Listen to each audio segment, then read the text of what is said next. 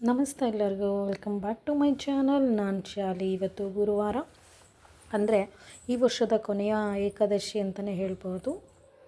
ಇನ್ನು ಗುರುವಾರದ ಪೂಜೆಗೆ ನಾನಿಲ್ಲಿ ತುಳಸಿ ಮಾಲೆನ ರೆಡಿ ಮಾಡ್ತಾಯಿದ್ದೀನಿ. ಹಾರ ಥರ ಮನೆ ಹತ್ರನೇ ಬೆಳೆದಿರೋ ತುಳಸಿ ತೊಳ್ಕೊಂಡು ಅದನ್ನು ಹಾರ ಥರ ಮನೆಯಲ್ಲೇ ಕಟ್ಕೊತಾ ಇದ್ದೀನಿ. ಇವತ್ತು ಯಾವುದೇ ರೀತಿ ಹೂವನ್ನು ರಾಯರಿಗೆ ಹಾಕಬಾರ್ದು ಅಂತ ಹೇಳ್ತಾರೆ. ಮತ್ತು ಇವತ್ತು ಉಪವಾಸ ಕೂಡ ಇದ್ದೀನಿ. ಹಾಗಂತ ನಾನೊಬ್ಬಳು ಉಪವಾಸ ಇದ್ದೀನಿ, ಮನೇಲಿ ಯಾರೂ ಉಪವಾಸ ಮಾಡ್ತಾಯಿಲ್ಲ ಏಕಾದಶಿ ಉಪವಾಸನ. ಸೊ ಹಾಗಾಗಿ ನಾನು ಮಾತ್ರ ಉಪವಾಸ ಇದ್ಕೊಂಡು ಪೂಜೆ ಮಾಡ್ತಾಯಿದ್ದೀನಿ. ಮನೆಯಲ್ಲಿ ಬೇರೆಯವ್ರಿಗೆಲ್ಲರಿಗೂ ನಾನು ಬ್ರೇಕ್ಫಾಸ್ಟ್ನ ರೆಡಿ ಮಾಡಿದ್ದೀನಿ. ಹಾಗೆ ಇವತ್ತು ಸಿಂಪಲಾಗಿ ಅದ್ರದ್ದು ವಿಡಿಯೋ ಎಲ್ಲ ಹಾಕ್ತೀನಿ. ಇನ್ನು ಯಾರೆಲ್ಲ ನನ್ನ ಚಾನಲ್ನ ಫಸ್ಟ್ ಟೈಮ್ ನೋಡ್ತಾ ಇದ್ದೀರಾ, ಸಬ್ಸ್ಕ್ರೈಬ್ ಮಾಡಿ. ಈ ವಿಡಿಯೋನ ಕೊನೆ ತನಕ ನೋಡಿ, ಎಲ್ಲೂ ಸ್ಕಿಪ್ ಮಾಡಬೇಡಿ.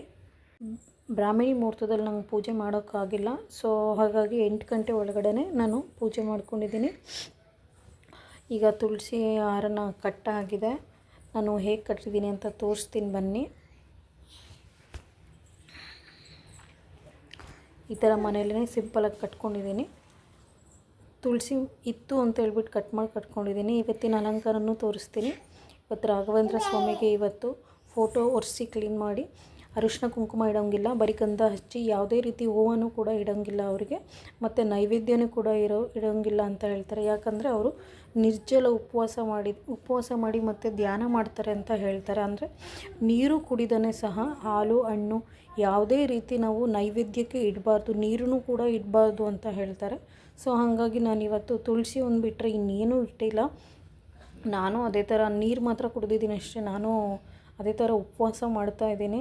ಇವತ್ತು ನಾನು ರಾಯರಿಗೆ ಈ ರೀತಿ ಸರಳವಾಗಿ ನಾನು ಪೂಜೆನ ಮಾಡಿದ್ದೀನಿ.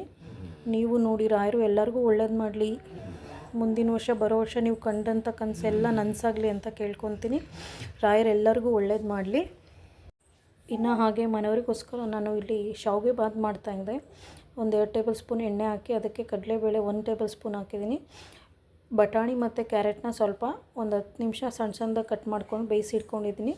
ಮತ್ತು ಶಾವಿಗೆನೂ ಕೂಡ 2-3 ನಿಮಿಷ ಬಿಸಿ ನೀರಿಗೆ ಹಾಕಿ ಎದ್ದಿಟ್ಕೊಂಡಿದ್ದೀನಿ. ಈಗ ಸಣ್ಣದಾಗಿ ಹಸಿಮೆಣ್ಸಿನ್ಕಾಯಿ ಕಟ್ ಮಾಡಿ ಇಟ್ಕೊಂಡಿದ್ದೆ, ಅದನ್ನು ಕೂಡ ಸೇರಿಸ್ಕೊತಾ ಇದ್ದೀನಿ. ಸ್ವಲ್ಪ ಸಾಸಿವೆ ಸೇರಿಸ್ಕೊತಾ ಇದ್ದೀನಿ ಮತ್ತು ಸ್ವಲ್ಪ ಕರಿಬೇವಿನ ಸೊಪ್ಪು ಸೇರ್ಕೊತಾ ಇದ್ದೀನಿ.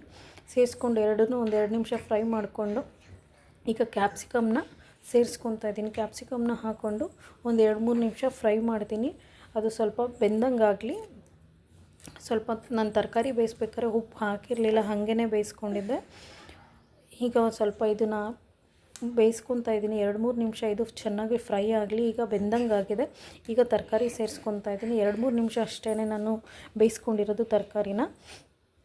ಸಿಂಪಲಾಗಿ ನಾನು ಶಾವಿಗೆ ಬಾತನ್ನ ರೆಡಿ ಮಾಡ್ತಾಯಿದ್ದೀನಿ. ಇವತ್ತು ಜಾಸ್ತಿ ಏನೂ ರೆಡಿ ಮಾಡ್ಕೊಳಕ್ಕಾಗಿಲ್ಲ ನನಗೆ. ಇನ್ನು ಸ್ವಲ್ಪ ಉಪ್ಪನ್ನ ಸೇರಿಸ್ಕೊತಾ ಇದ್ದೀನಿ.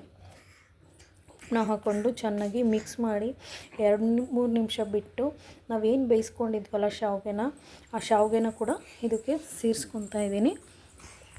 ತರಕಾರಿ ಎಲ್ಲ ಬೆಂದಿರೋದ್ರಿಂದ ಫಟಾಫಟ್ ಅಂತ ಆಗುತ್ತೆ.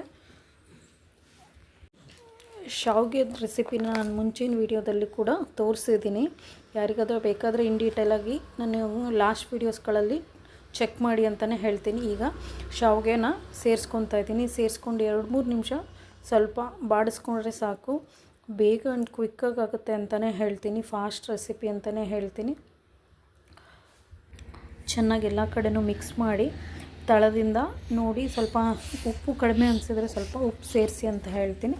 ನೋಡಿದ್ರಲ್ಲ, ಸಿಂಪಲಾಗಿ ಇವತ್ತು ಗುರುವಾರ ಏಕಾದಶಿ, ಈ ವರ್ಷದ ಕೊನೆಯ ಏಕಾದಶಿ, ನಾನು ಹೇಗೆ ಅಲಂಕಾರ ಮಾಡಿದ್ದೀನಿ ಅಂತ ತೋರಿಸಿದ್ದೀನಿ. ಇವತ್ತಿನ ಬ್ಲಾಗ್ನ ಇಲ್ಲೇ ಎಂಡ್ ಮಾಡ್ತಾಯಿದ್ದೀನಿ. ಮತ್ತೊಂದು ಇಂಟ್ರೆಸ್ಟಿಂಗ್ ವಿಡಿಯೋ ಜೊತೆ ಮತ್ತೆ ಸಿಗ್ತೀನಿ. Keep supporting me. Thank you for watching.